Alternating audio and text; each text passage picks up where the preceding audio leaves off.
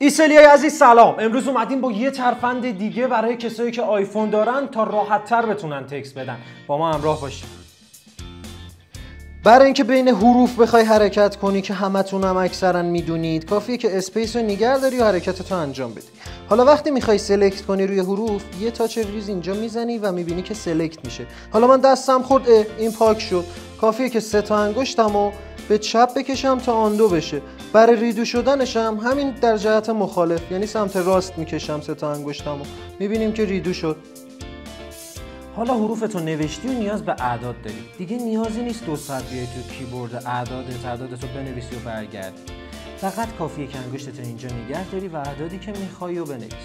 یا یه روش دیگه‌اش کافیه که انگشتتو بذاری اینجا و بکشی به سمت اعداد. به همین راحتی سرعتت هم خیلی بیشتر میشه. حالا یه چیز دیگه، من اینو سلکت کردم و 3 تا انگشتمو به سمت خودم میکشم، کپی میشه و اسپیس میزنم میام پایین و به سمت گوشی که باز کنم بکشم میبینیم که پیست میشه.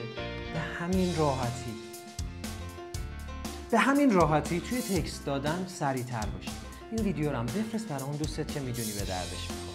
اگه چیزی هم شما میدونستید به همون بگید.